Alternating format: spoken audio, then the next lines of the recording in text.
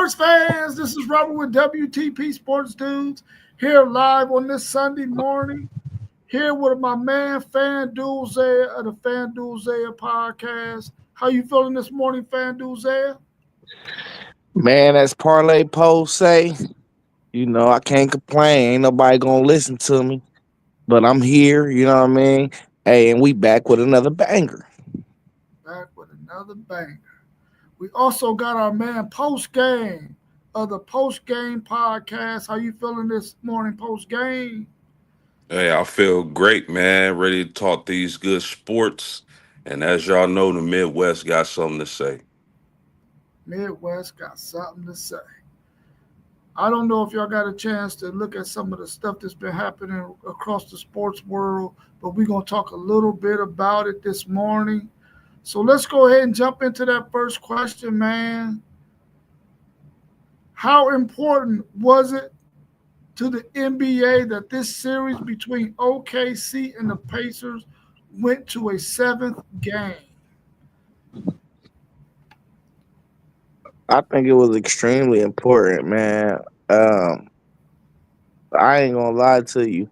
I'm a big NBA fan, but this year I wasn't into it for some reason, and I don't know. This series kind of rejuvenated me, even though this ain't the matchup I wanted to see.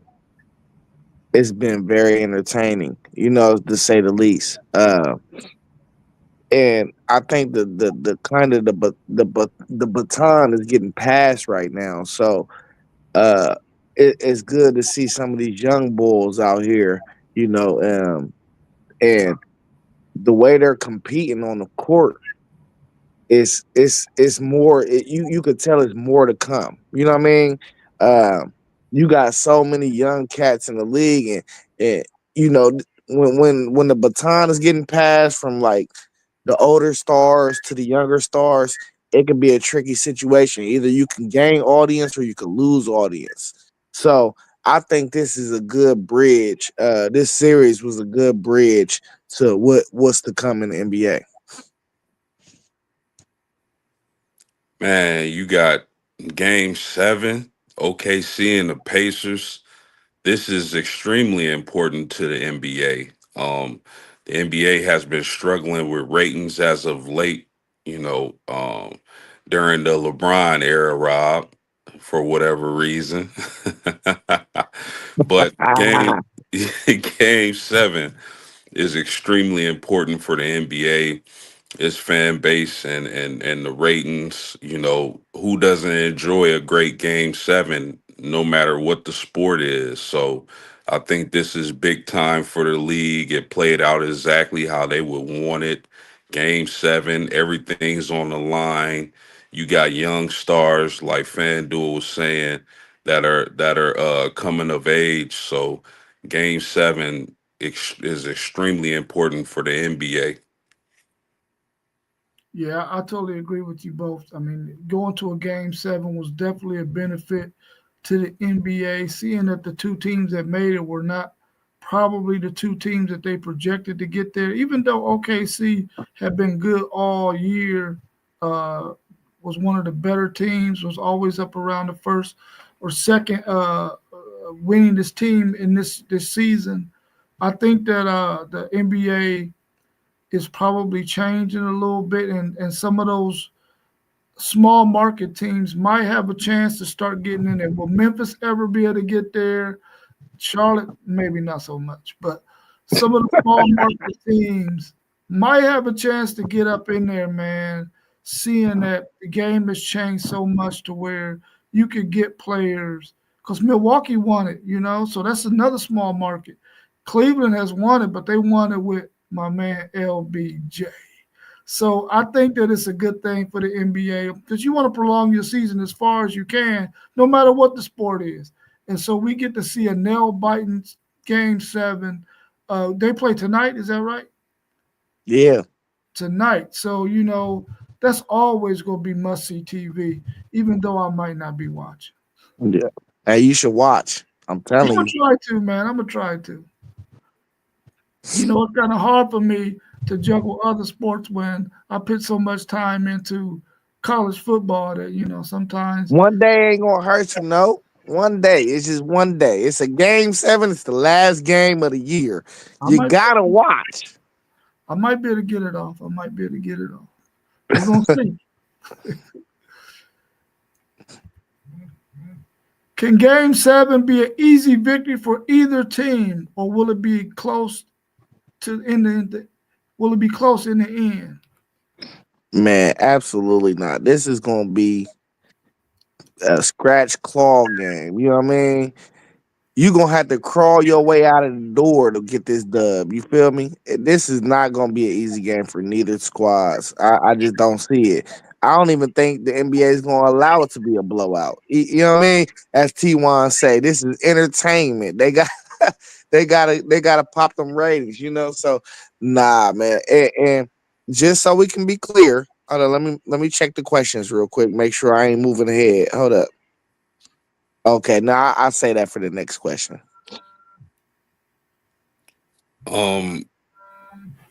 Easy victory. I don't, man, if it's an easy victory tonight, either way, then one of those teams went out weak.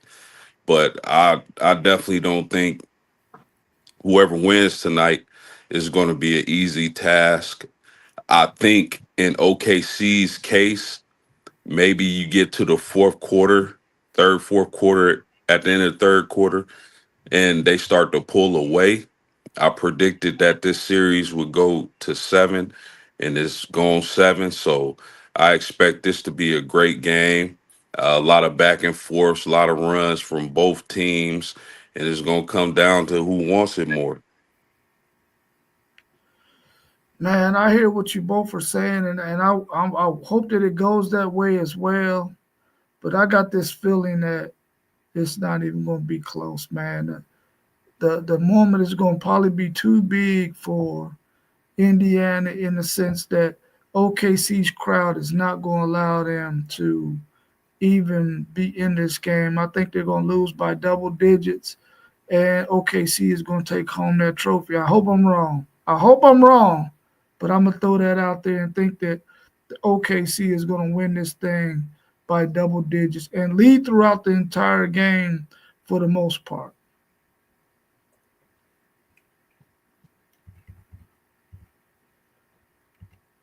Well, you already know who I think is going to host the trophy. Who will host the trophy at the end? Man, listen, I'ma stick with my pick. I got Indy. Indy in 7. You feel me? Hey, Halle, what the hell going on? What the hell, Ante? You know what I mean? What the hell, burger? Yeah.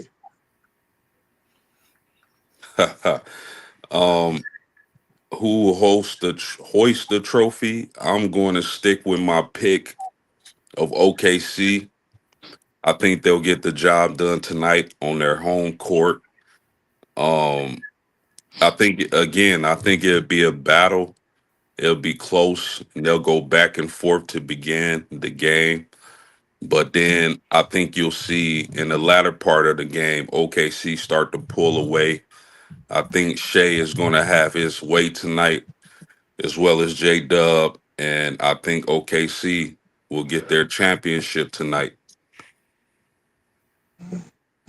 Yeah, I second that. I think OKC is going to win this game. The home crowd, it's only fitting that the home team take home and hoist that trophy today at the end of this game. And I'm thinking it's going to be OKC that's going to do it.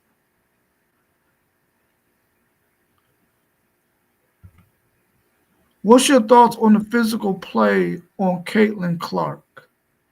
I hope I spelled her name right. Hey, I mean, Curry went through the same thing. She got to just learn, adapt, and adjust. It ain't basketball. I mean, we can say what we want about basketball. Basketball is meant to be played physical. You supposed to hit the floor. You supposed to check people. You supposed to bump people. You know what I mean? Like, listen, I don't have no problem with it. She gotta adapt and adjust to the physicality. You know what I mean?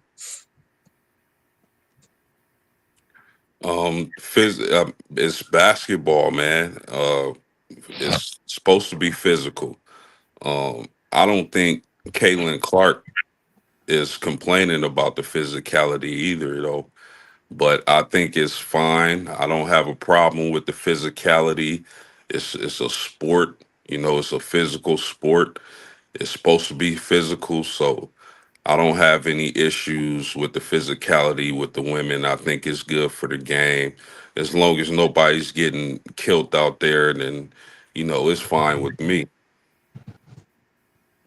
Yeah, I agree, man. I like the physicality of the game, man, and it's a contact sport, man. It got to be physical. You just can't let people roam around on the court and do what the heck they want to do. I don't like that kind of play, man. Because I know when I played, I was a defender first before I learned how to the offensive side of the game. So I was one of them dudes that was going to be aggressive. I was going to be physical. I was going to be in your chest. I was going to bump you. I was going to hit you. I was going to hold you. I was going to do everything. And I think that makes the games better. And I think that's going to make Caitlin Clark a better basketball player, being able to play with the physicality of the game the way it's being played right now against her. And I think it's physical throughout the league, though. It ain't just directed simply at her, but the highlights we see are mainly her getting bumped because she's starting to become the face of the league. But I mean, I like it downright dirty and grimy. As long as, like post game said, nobody's getting undercut, that kind of thing where somebody's in the air and you slamming them to the ground, or you're doing the Karl Malone on Isaiah Thomas splitting his wig. I don't want to see that kind of stuff, but I do want to see the game be a lot more physical. So I'm okay with that. Caitlin Clark is going to be all right because I think she likes it too. She ain't no chump, that's for sure.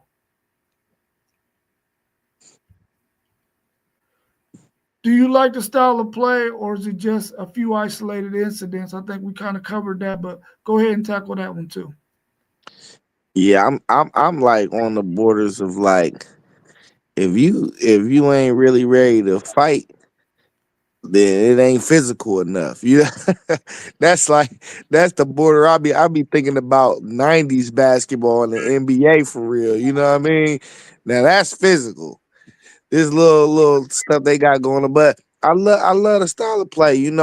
I think over time the WNBA is gonna get even more aggressive though. It's gonna keep on getting more and more aggressive. The better because these women are getting better and better. Like I don't know if y'all realize it, and we always be talking about Cheryl, what I mean, being the GOAT or whatever. And she played a long, long time ago, but like the skill from top to bottom is getting better and better. That just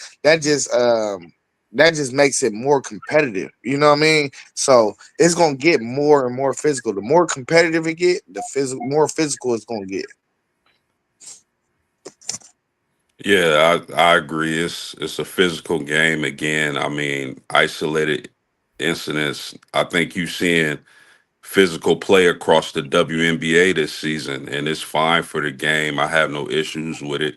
You see Angel Reese get roughed up. You see Caitlin get roughed up, and a lot of other players get roughed up. So it's fine with me. They just competing at a high level. The game is getting better. It's getting more physical.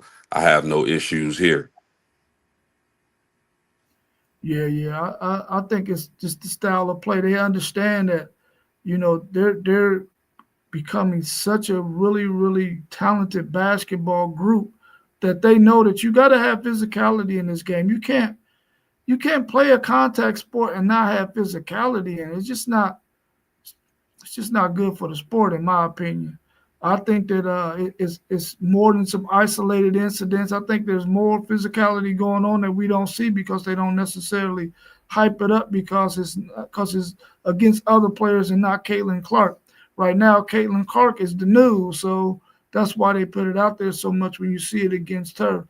But I think all of those players play really, really hard and gritty, and I like it. And I don't think it's personal either. I think it's one of those situations where they understand. Listen, we playing basketball. Basketball is a contact sport. You're gonna get bumped. You're gonna get hit. You're gonna get grabbed.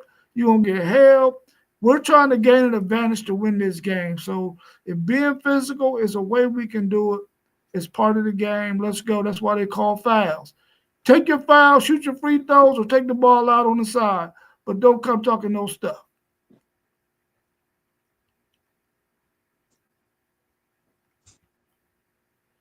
What should our teammates' reactions be going forward when this physical play happens? I'm gonna give you my unpolitical answer first. I mean, you got to ride. I mean, I don't mind somebody punching on somebody every once in a while either, if it get too crazy. You know what I'm saying? That's my unpolitical answer. But you gotta always have your people's back. You feel me? That's your family technically. You know what I'm saying? So I mean, whatever the reaction warrants, that's where you go. Basketball is an emotional sport as well. So, anything you might react any way to anything. So, I mean, we done seen Ron Artest jump in the stands. I ain't say go that far, but if it get outrageous, we done seen some outrageous things already this season. But if it get outrageous and you feel like somebody coming to hurt her, you might have to put some pause on somebody. You know what I mean? So, uh, I mean, just ride. You just gotta have your people's back, man. Whatever the situation is. Yeah, you gotta any player, any team, you always gotta stand up for your teammates. Always. I got an issue if you don't. You seen the other night, Angel Reese got her hair pulled, and her and Tina Charles got into it. And Tina Charles was just standing up for her teammates because she pulled Angel to the side and let her know, like, I gotta do that. That's my teammate. So they cool and they understand the game like that. So I mean, her teammates should keep doing the same thing they've been doing, which is riding for their teammate. So that's what it is. Yeah, I agree with both of you. I mean, you got to have a pitcher's mentality. When somebody tripping on your team, okay, you have to play now. It's my turn. If you got to bing them, you got to bing them. If you're an offensive lineman and somebody hit your quarterback, oh, they got to get it. They got to get it. So if that's your teammate, you got to stand up for your teammate. You got to do whatever needs to be done to let that other team know, listen, nah, I'm rolling with her. This is my people. You come over here if you want to, but we got something for you. I definitely think that they should get her back, and they have been, so that's a good thing.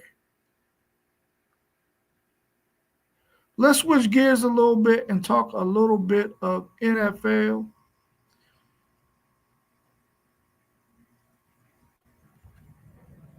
Who has the best chance to get past Patrick Mahomes to make it to the Super Bowl, Lamar Jackson or Josh Allen? Man, we gonna keep on saying Lamar until Lamar do it, man. Uh I like what I seen out of Josh Allen last year. We gotta see what that defense if that defense progress or not this year. But man, Lamar got everything he need, bro. He gotta get it done, bro. All he need is one.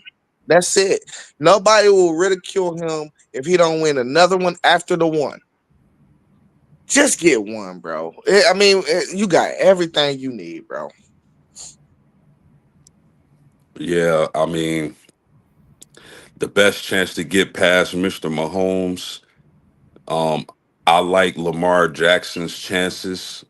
If you look at last season, had Mark Andrews caught that ball, they probably make it to the next round to face them, but he dropped it. But Lamar Jackson has, like FanDuel was saying, everything he needs. He got big Derrick Henry. They just got Jair Alexander from the Packers. That defense should be tough again. And Lamar Jackson is just a dynamic playmaker. And I love watching him play. He's a great quarterback, but he needs to get that Super Bowl ring. And he needs to get past Mr. Mahomes sooner than later because in the NFL, you never know how soon your window going to close. Josh Allen is a great player, and the Bills are a formidable team, and I think they'll be in a mix. But I think it'll be Lamar Jackson's year. Yeah. Say peace to our homie Mossberg of Level Up Sports 10. He's saying good morning to everyone, all the subscribers. And of course, he threw out his boy Joe Burrow out there. Yeah, Joe Burrow could possibly be one too, man. I don't know if Cincinnati will put the defensive help that he needs around him since they got so much money tied up on the offensive side of the ball. But that's definitely a good person to throw out there for sure.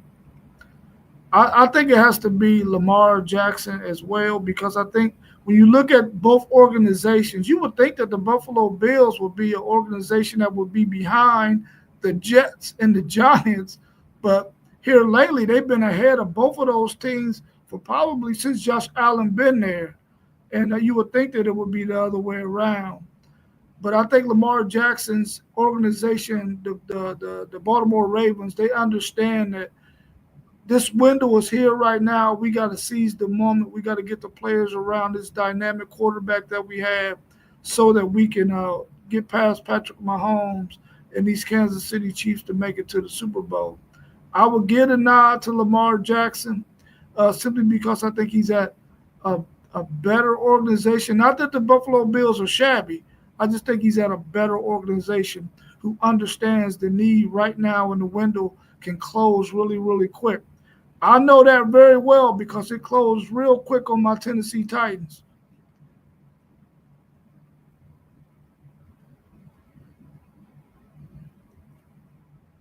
Mossberg is saying Josh Allen, that young Buffalo core is different. Yeah, I mean, that's a good pick too, man, between those two. I mean, I can definitely see them doing that as well. Which running back will you be or running backs will you be keeping your eye on this NFL season?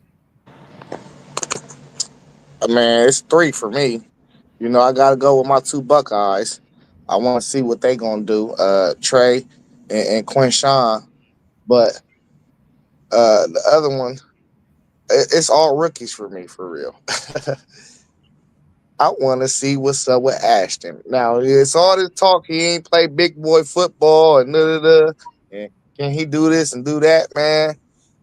I want to see if it's gonna be too much for him, if he gonna be a bust, or if he like that for real. Like now, everybody is talented that you gonna go up against. Everybody is like at the elite level. This is the top level of football. So let's see what he do.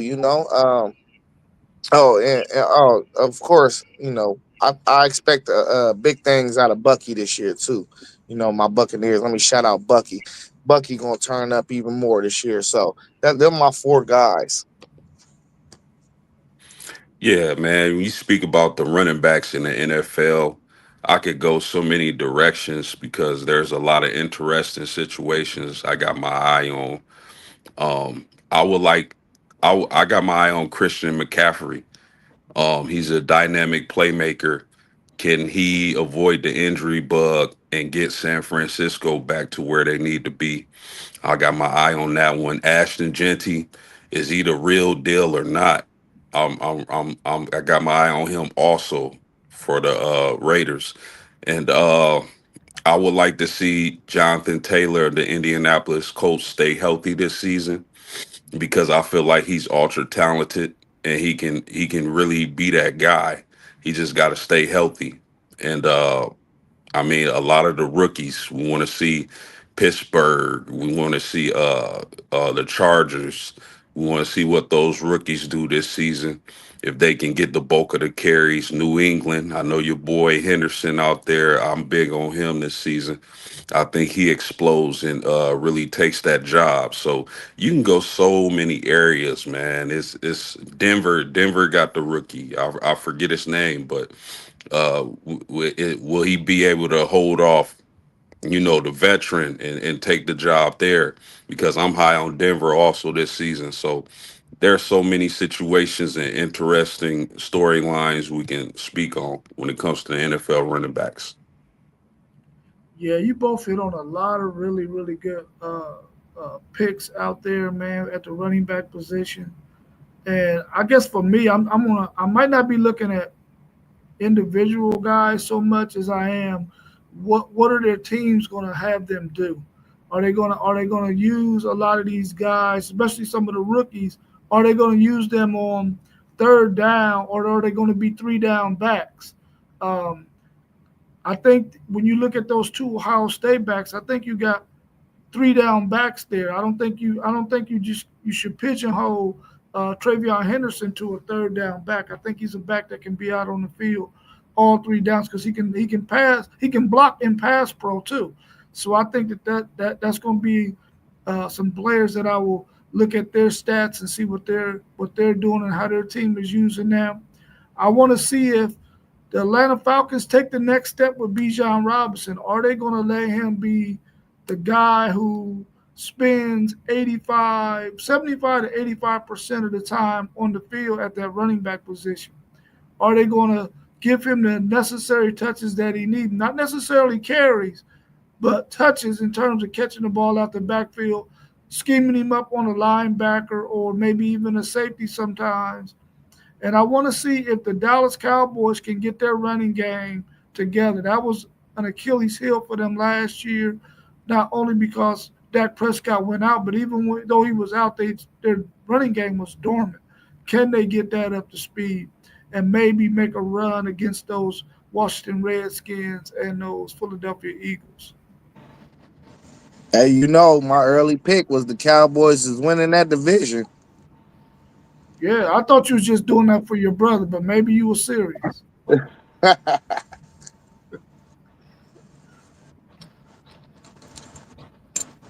Who will have the better season, Sam Darnold or Geno Smith?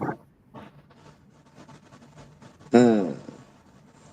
Hey, go ahead, post. I got to think about that. Oh man, I'm gonna have to go with Geno Smith on this. I think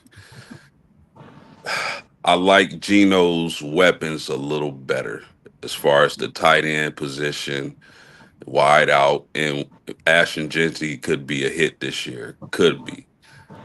Sam Darnold, I don't know if I quite trust him yet. And I know he put up big numbers.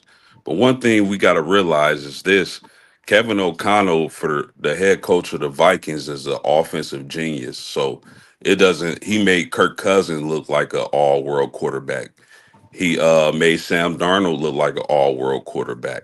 So I think for me is it was really that coaching and that system in Minnesota that made Darnold look like that.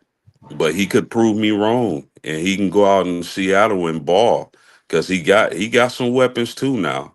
But I gotta see it twice. It was so nice for Darnold. I gotta see it twice. So I'm gonna lean Geno Smith on this. Mm. I don't know, post. I think Sam might have the better supporting cast, man. Like when I look at it as, in a totality, um, I don't really like neither one. Let me just be clear, okay? Uh, they both are middle of the pack quarterbacks. You know, I know Sam Darnold hit last year, but if people really watch later on in that season last year in Minnesota, man, he was the reason why they were struggling.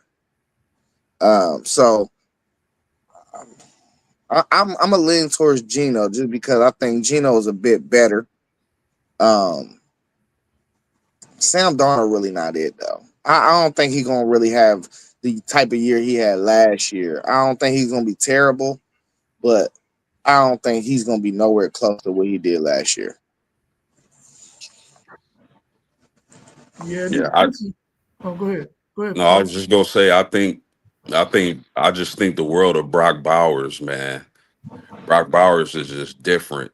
And I think having that target at tight end for Geno Smith and how they want to run the ball, I definitely think Geno would be more efficient.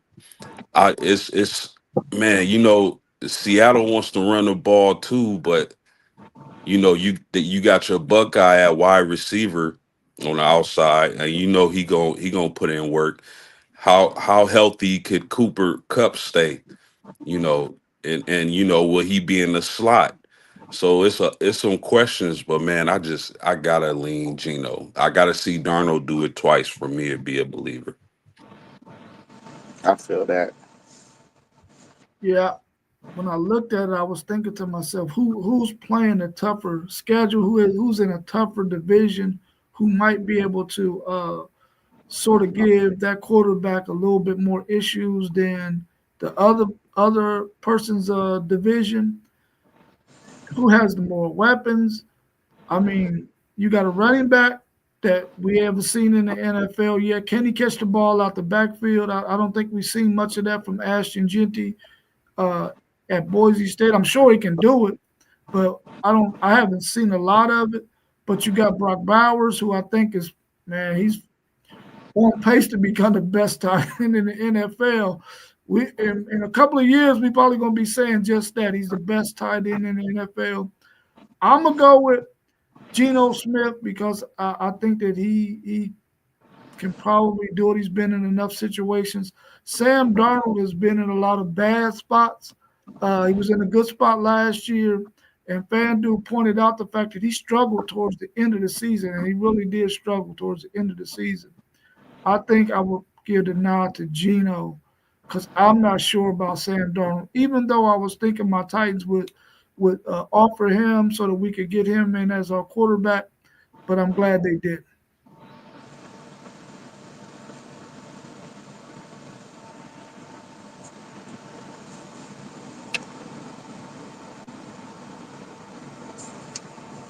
To lose a big target like, who's it? Who's that? Jetta is major. Justin Jefferson. Oh, Jefferson. He got to put it together again. Yeah, you're right. Because Justin Jefferson is all world at that tight end. I mean, at the wide receiver position. We'll switch gears and talk a little bit of college football.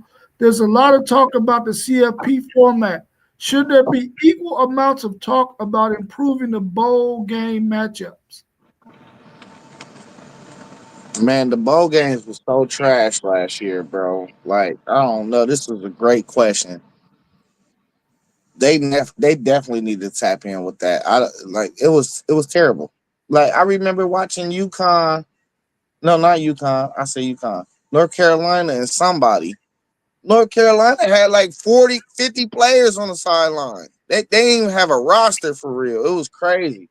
But I don't know, man. They definitely got to do something with them bowl games, bro. But once again, this is the world we live in. Them bowl games don't matter. Nobody care about them bowl games. Yeah, I don't know what more they could do to improve the bowl game matchups. Maybe turn it into you know a second tier playoff. But then again, what players are going to opt in if it's a second tier playoff? But I don't know. I don't know what else they could do. A lot of players are going to sit out. They don't care if they don't make the college football playoff. Some of them are thinking about their NFL careers. Some of their coaches just got fired and they're trying to transfer out, or they're not getting playing time. They're gonna transfer out. So it's I don't know what more you can do to improve the bowl game matchups. Yeah, I would like to see them probably move away from that format that they use now, where they say the fourth place SEC team plays the fourth place Big Ten team. I think once the season is over and the teams that don't make the college football playoffs, I think the best bowl should be able to pick the next two teams, and then the next best bowl after that should get to pick the next best two teams, and just keep on going in that format until you can get some really good matchups. And then they need to incentivize playing in those games. If you play in this game, you get X amount of dollars for playing in the game. Somehow that has to become a factor in trying to get some of these players to play in their bowl games, especially if coaches can't persuade them to do so, or if coaches are persuading guys to, you need to go ahead and get ready for the NFL. Don't worry about this bowl game. go ahead and get ready for the NFL. Something has to happen to where these guys still play in those games, because you get a lot of guys that go to those Senior Bowls, man. And I mean, I ain't gonna say it's less significant because you get to get in front of a bunch of NFL scouts, but at the same time, it's meaningless. You're only playing what, maybe a third of the plays, possibly, maybe even a fourth of the plays. So I would like to see them do something with these bowl games, because at one time those bowl games was really, really, really interesting. They were good. You look forward to watching them on New Year's Day. They need to do something, and I think they should be given equal amount of attention to those bowl matchups as they do this CFP format. Them was some good points, and that's how they gotta solve it though. Exactly what you said. They gotta incentivize it to get these guys to play it. Yeah, for sure. I mean, I wonder if somehow they can put that in their contract, since they are talking so much about these contracts, signing bonuses, and all this other stuff. Could that be a part of their package? That if we make it to a bowl game, you are contracted to play, otherwise you got to get that money back, Right. or whatever percentage of it that will be paid to you from playing in the bowl game, you got to get that back. If I made sense on that.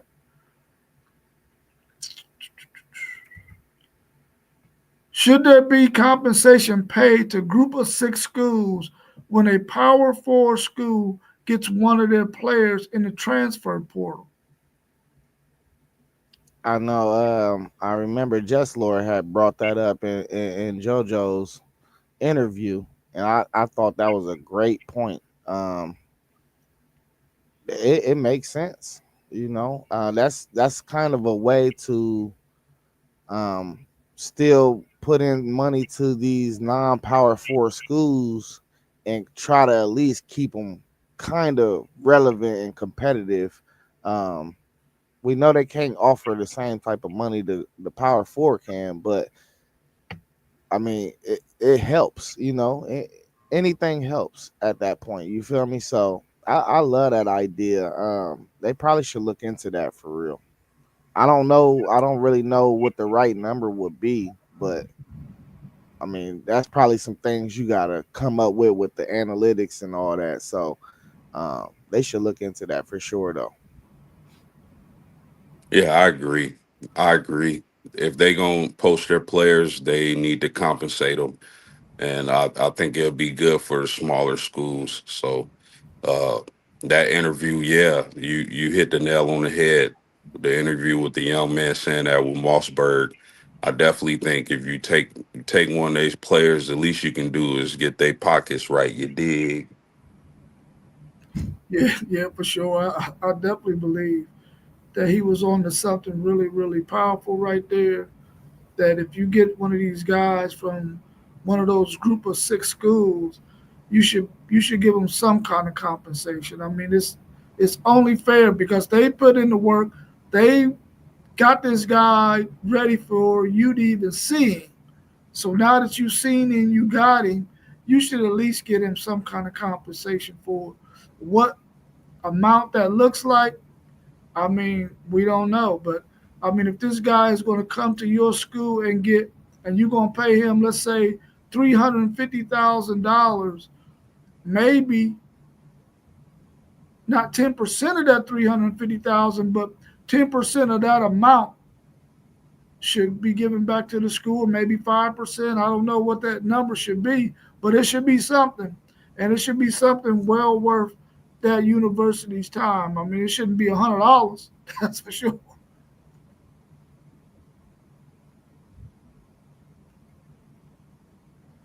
Out of the 20.8 million paid to schools, what should the cap be for the main star or two at that school? Should there be a cap? Should they just be able to get any amount of that 20.5 that school got, or should there be a cap on? Well, I have already thought about this, and it's crazy that this question came up. I don't think no college athlete should make more than $2 million a year, and that's just me. I mean, I'm not trying to knock they hustle. I'm just talking about cap wise endorsements. I feel like it should be unlimited.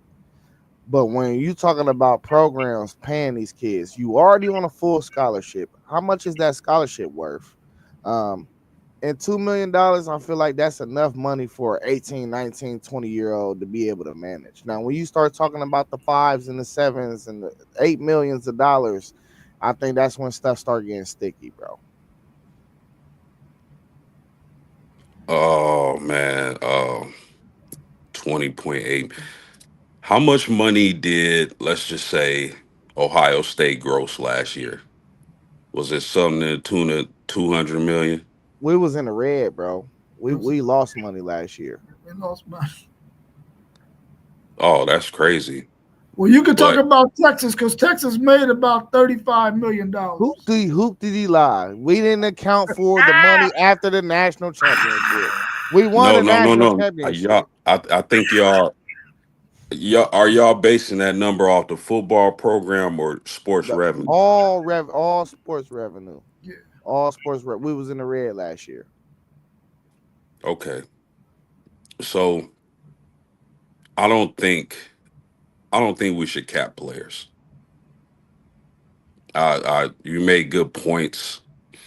They are young, but I don't think if you putting behinds in seats and you making your university millions, I don't think you should cap it. If these start you talking about your one or two best players on your teams. Now, I'm not saying they should be making 30, 40, 50 million, but if they putting behinds in seats, you a star and everybody coming to see you play on Saturdays or in basketball, whatever the sport may be, I don't think you should have like a $2 million cap. Maybe cap it at five, 6 or 7. But these dudes are stars, man. I know they student athletes and all that. They getting scholarships. But if these universities done made millions off their backs for years and years and years and years and years. So I don't think it should be capped that low. Maybe it should be a cap, but 2 million, I'm looking more if you like that 5 to 7, because I mean everybody come to see you. You putting money in the university's pocket as well. So that's my take on it. And I like your point, Post. And let me be real clear about something real quick too. If ownership comes in, it should be no cap. Now, if we eventually move to guys owning like parts of these programs or businesses owning parts of these, don't cap nothing. But under the current structure, that's all I'm saying. I want to see it. I want to see a cap too, especially when you talking about we got $20 million rosters or caps, and you got 120 or 115 man roster. I want every person to be able to eat equally, and I think when you start moving in the 5 to 7 range, the 120th dude ain't gonna eat like the 50th dude on the roster. And I just want everybody to eat equally because they're all in the same predicament, man. We trying to get these kids through school, first of all. You know what I mean? Everybody not going to the NFL. Yeah, I think when you're looking at that 20.8, you got to put some sort of cap on it for your star player, and I like that range between 2 million and 5 million. 5 million might be maybe a little bit too much, um, but I think that they need to look at the models that you see in professional sports with rookie contracts and things like that, Yeah. league minimums for those NFL players, uh, basketball players, and stuff like that. Look at those formats and see what kind of number you can come up with. Because when you look at, let's take Arch Manning for instance. If we decide, okay, we capping you at let's say 3 million, but we already know he already making 6 to 8 million through other endorsements that he has. So he gonna be okay. You know what I'm saying? And you don't want your locker room to be tripping because you got this guy making the bulk of the money, and now you gotta penny pinch me, and I'm an up and coming star on this team. So I think that they should have a cap, but I think they should look at the models that they use in professional sports to sort of help find a formula for it. Because I don't want guys making so much money that it starts to affect the college. I want guys to get enough money to where they're willing to stay in college and get their degree.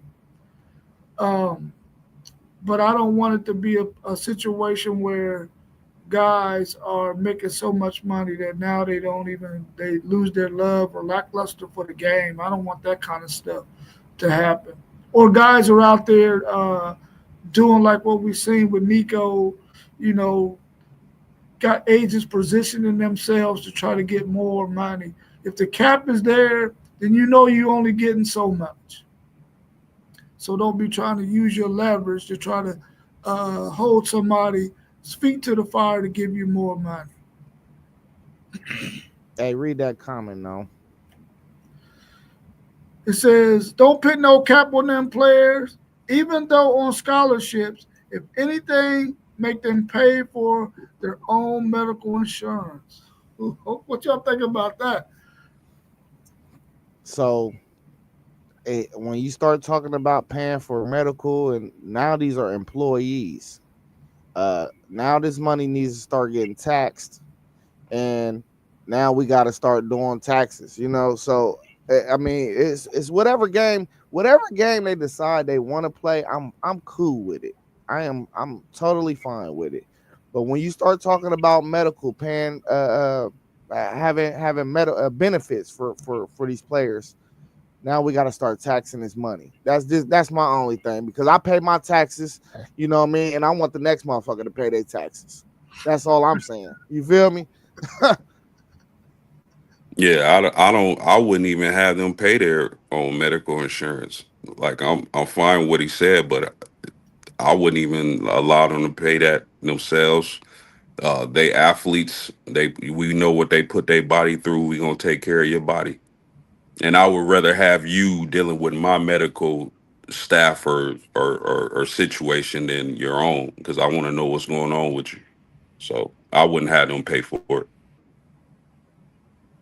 I mean, I remember there was a time when Greg Anthony, who played basketball for UNLV, who had his T-shirt business, had to pay his own schooling. I wouldn't be surprised, because in some instances, some NIL deals for some guys, they're not on scholarships, so they like kickers and punters and stuff. They have to pay for their own schooling through the NIL, of course. They're paying it that way. I would like to see something like that. Medical insurance, even though it's a good concept and it's a good thought, medical insurance is expensive as all get out for just us common folks. I could imagine what it would be like for them. Because if you work for a company, that company is probably paying upwards of $1,000 a month insurance for you, and you only paying that little premium of $54, $64, whatever it might be.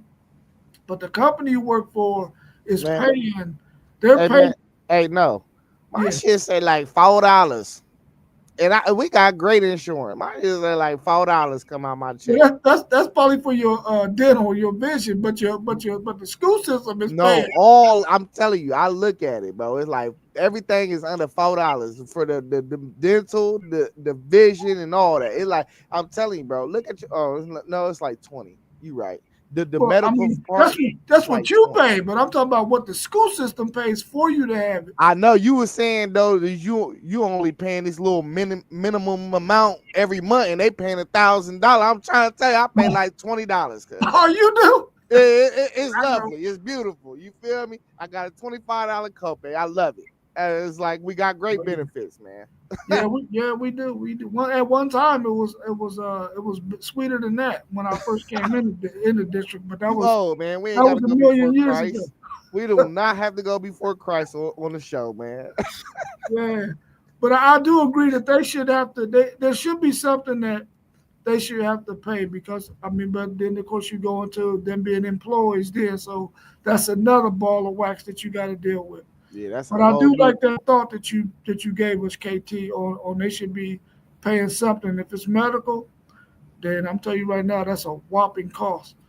Medical everywhere in the world should be free. Facts. No I agree facts. with that. Absolutely. Do y'all got anything else y'all want to cover? We coming right up on almost an hour. We've been going for 51 minutes.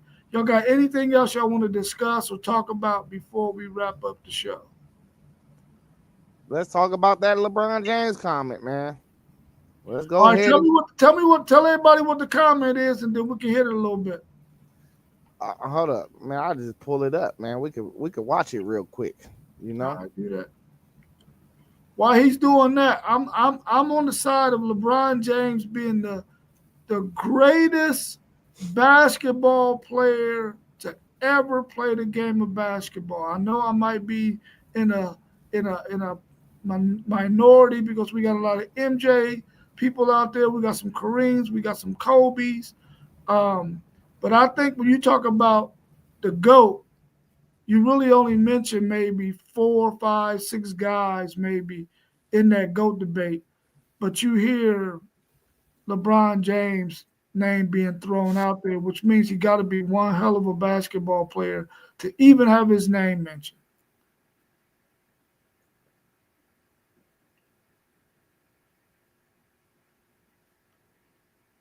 Be all of everything. Like, okay, you weren't a great player. If you don't know why it's discussed so much in our sport and why it's the all be all of everything. Like, okay, you weren't a great player if you never won a championship. It's like, or if you won one, then you Not can't enough. be in the same conversation with this person. It's But like, that's a great point because what you're saying is like, no matter what you have, you need more. No matter what. No right. matter what. Like it never ends. Yeah. right? It's, I don't know, man. It's just like, you sit here and tell me, you know, Allen Iverson and Charles Barkley and Steve Nash, our wasn't unbelievable. Like, oh, they can't be talked about or discussed with these guys just because this guy won one ring or won 2 rings or one, like, it's just weird to me. It's like saying Peyton Manning can't be in the same room with Brady or Mahomes because he only has 1 ring. They don't never discuss that in their sport. I don't know why it's discussed so much in our sport.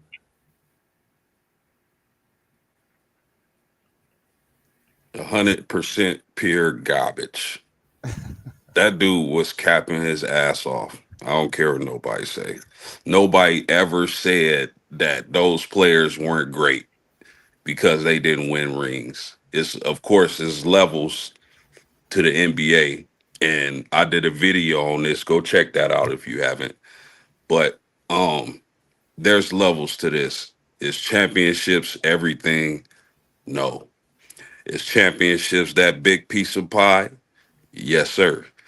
I just think he's signaling out to his fan base that, I'm not going to catch these guys in championships. My championship winning days are probably over, and I'm not going to catch these guys. So let's control the narrative. Let's win the argument this way.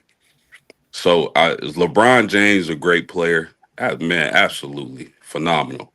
Is he the GOAT? Man, I can't say that. No, sir. I just seen with my eyes better basketball players, in my opinion. That doesn't mean he's not great. If he wanted to be mentioned with Tracy McGrady and all those Steve Nash, Barkley, then why you leave Cleveland, LeBron? You know what I mean? Why you go chase NBA championships? And now it's all, rings are everything. Nobody ever said rings was everything. Like, come on, man. Rob, I know that's your man, but come on. man. Listen, Post, you said it so greatly and so gracefully. I really can't really add too much, but I gotta get my words out so they can hear me say my thing too. You know what I mean? But let's just be clear about what this is.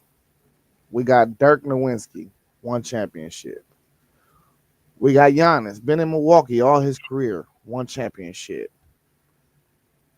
LeBron, if it didn't mean that much, why have you switched teams 3 times?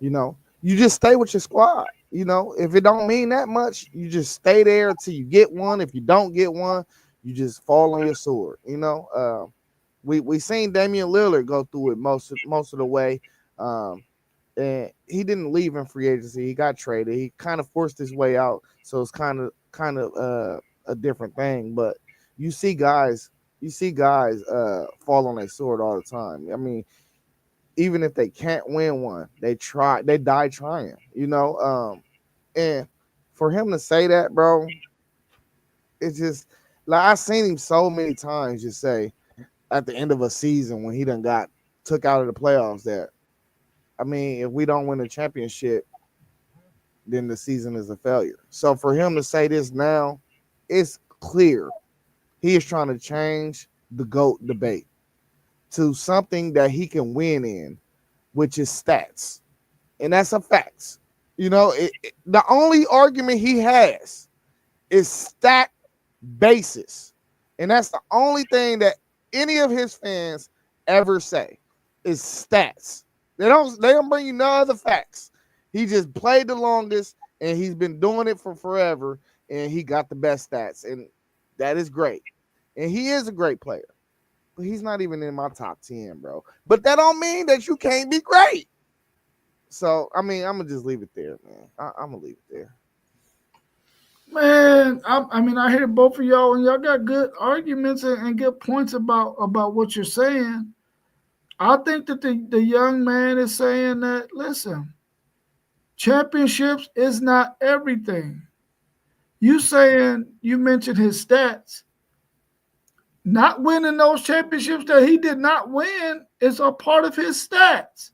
So he's going to have stats that go well for him. He's going to have stats that go bad for him. I mean, I think he's coming up on the record for most turnovers. That's a negative stat. You know what I'm saying? So I think that he is saying that, listen, and it seems like for him, for sure, it's always something to knock his greatness. It's always something. Oh, he ain't do this. Oh, he got too many turnovers. Oh, he didn't beat Dirk when he was supposed to beat Dirk. He's supposed to be the best player in the world. He ain't do this. He ain't do that. It sounded like to me he was just pointing out, listen, no matter what it is, you always got an argument for why somebody should not be considered a great player, when in reality, they're all great players, man. They're all great players. He's going to be my GOAT based on whatever I think the criteria is for me for him to be the GOAT. But I ain't going to argue with nobody that thinks MJ is the GOAT, because MJ was a bad boy, man. So if he's your GOAT, great. If Kobe is your GOAT, great. Because Kobe was a bad boy. So whoever anybody's GOAT is, I'm cool with that. But for me, LeBron James is my GOAT. Can I ask you? Hey, you got to be somebody else's GOAT because I said he might. Hold on, Pose. See, this is what I don't like. Now you taking the barbershop out of my sport. You feel me? We gonna argue. We gonna argue about who the GOAT is. We gonna argue about why they not the GOAT. Because this is sports, this is entertainment, and this is the barbershop talk. This is why we love it. You feel me? Hell no. You can say LeBron is your GOAT, and I'm gonna argue with you till the day we die. You feel me? Till the day we die. I don't care about your facts that you bring up. And another thing, you talking about the stats, and this is what I hate about LeBron keepers. They don't never say the bad stats. They always say he got 50,000 points. He got this assist. He's top 5 in this. They don't never say he lost 6 times in the finals. They don't never say he's a self-proclaimed GOAT. They don't never say all these things. You know what I mean? So when you're talking about, he's talking about, oh, no, all these dudes is great, but he is the self-proclaimed GOAT. The self-proclaimed GOAT. He the only person I ever heard say that. I'm done. Can I ask you a question, Rob? Yeah, go ahead. For sure. If LeBron has, let's say he wins 3 more, let's say he has 7 championships, do you think he makes this argument? The one that he's making right now? If he has 7 rings on his fingers, is he saying those words? I think LeBron James is still saying the same thing because he's lifted up those guys who are great players who did not win as many championships, who didn't win none, and some who only won one. That's what I got out of it. He was lifting up the great players that have played this game who you cannot say that they're not great because they didn't win championships. We all know that those players are all great players, man. And if LeBron, say for instance, LeBron James started his career at the Lakers or the Sixers or at Boston, don't you think he would have stayed there his whole entire career? He would have No. had 10 rings with Kobe. Yeah, he probably would have stayed. If he went to a market like that, he would have probably stayed his whole entire career. Because why would he want to leave? Because Miami? he would have wanted to bring that ring. He happened to go to Cleveland. Cleveland, where you know it is super difficult to win a championship, which he did win a championship there. But we all Yeah. know that if he landed in a good market, he probably never would have left that market, man. He probably would have stayed there. So why leave Miami? Facts. You know why he left Miami. Pat Riley Because- was an asshole. Pat Riley took his cookies off the plane. That's Riley was why. an asshole. That's why he left Miami. Though. But listen, I ain't listen, gonna lie, you ain't but taking my listen, cookies listen. either, bro. Yeah, but listen, you got other players that's saying the same thing about Pat Riley. Yeah, it's time for but Pat Riley if to he- go. Man, listen, I'm not arguing that LeBron isn't great because he is. Yeah. You know, my thing is, man, you trying to create a narrative, control the narrative, man, because the thing that I don't like about LeBron, especially his fan base, is they always got an excuse. You didn't get it done. You didn't get it done. You know, I mean, well, we can't make no excuse about that because the facts are there. He didn't get it done. The facts no. are there. You be surprised, bro. You be surprised. I'm sure there are some. Oh my goodness. Oh my goodness. It's excuse after excuse. My head hurt, man, from so Hey. many excuses. Go Hey, ahead. Let me ask this question too. Outside of the points, the assists, what is LeBron's greatest stats in your opinion? Like something you can be like, he did this, and this is GOAT level right here. I mean, for me, LeBron became my GOAT maybe 2 or 3 years ago when he was at the age that he was, still giving people buckets. And when I looked at him in comparison to other guys at that time in their career, were they doing what he was doing and they weren't doing it at that level, you could see them have lost more than a step. I was like, this guy got to be the greatest basketball player ever. Now, you know, everybody want to throw that other stuff in the game, the PEDs, the We're gonna juice. leave that alone. We're gonna leave that alone. Yeah, we're going to leave that alone. But, I mean, that's what made him the GOAT for me. And then when you say 50,000 points, bro, that's incredible, man. That's incredible. You got to give him his props for scoring 50,000 points without a bag. Without a bag. That is true. He got all the points without a goddamn bag. That is so true. Hey, but look, let me tap onto that longevity thing, man. And that's where we're gonna always disagree. I'm more of, what were you when you were at your peak, and what did you do with it? You know, the greatest time I ever seen LeBron as a basketball player was that second year in Miami. I think he was a different type of animal. This is, I mean, when you line that peak up right there of LeBron, that's probably like the 4th best basketball player I've ever seen with my eyes. Just that 1 year, that single year alone. But Zay, you mean I don't mean to cut you off, but you mean the second time in Cleveland? No. That second year in Miami. Oh, the second year. Okay. Yeah, that second year in Miami. And let me tell you why, post game. Bro is 6'9", 260. All I seen him do is attack the basket that whole year. You know what I mean? That's it. He didn't settle for jump shots or nothing. I was like, this is the LeBron that we should see every year. When I seen that, I was like, bro, if he do that for the rest of his career, he would have been the GOAT. But he settled. He bailed people out. So, I mean, he don't have that killer, that dog in it. Like for instance, if MJ or Kobe knew you couldn't stop something, they would just keep on doing it. LeBron wasn't that guy. If he ever had that mindset to do it, he would have been probably the GOAT. For real.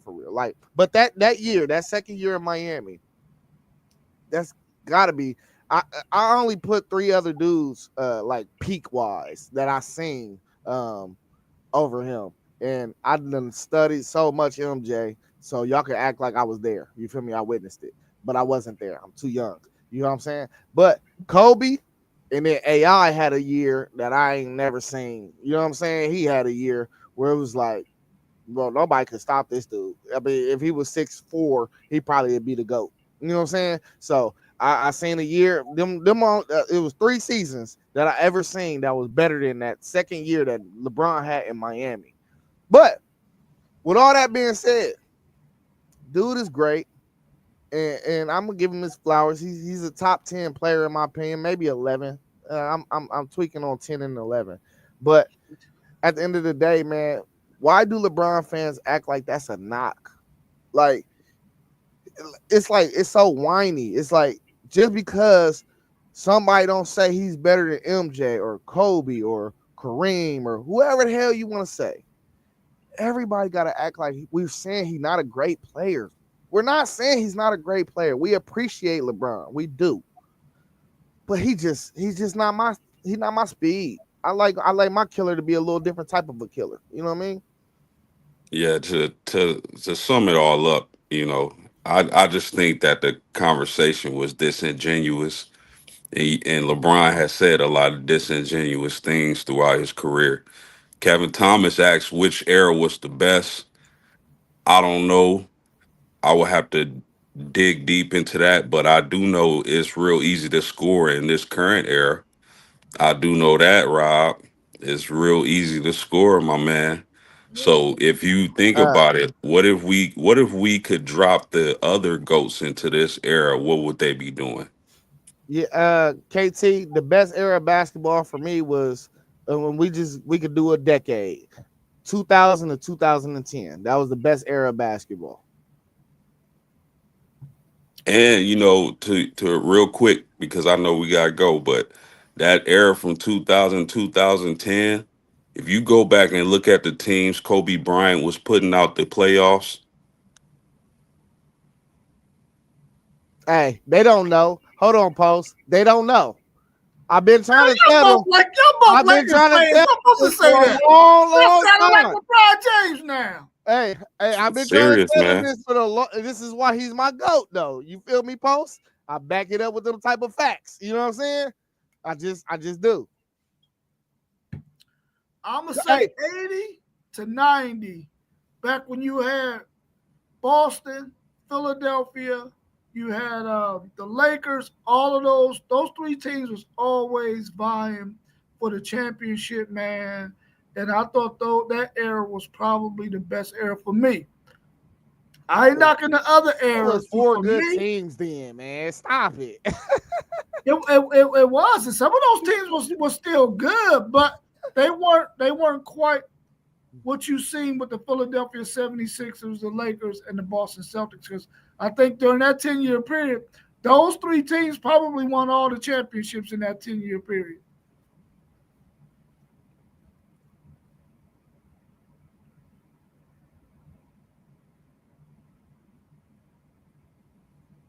Well, that's all All we right, got. y'all. Well, I think that's it. Yeah, that's it. All right, we appreciate everybody tuning in and checking us out. We will be back on Tuesday night at 7:45, where my man Post Game and I will be doing his Notre Dame preview. Ooh. So please be in the chat on that night. When is it? Tuesday at 7:45, we're gonna do the Notre Dame preview. Me and post game gonna do it. So if y'all can be in the chat, that'll be great. Oh yeah, I'm bombing you with questions, Post. Help us through You that. already know. And it's probably gonna be a 3-hour show. No, not that long. Not that long. at least an hour for sure. We're gonna go through all of the player positions, the schedule, the whole 9 yards, so we can get an in-depth preview on the Notre Dame Fighting Irish going into the 2025 football season. So Definitely please tune in and check us out. Definitely. All right, y'all. So I'm out. We out. Peace. There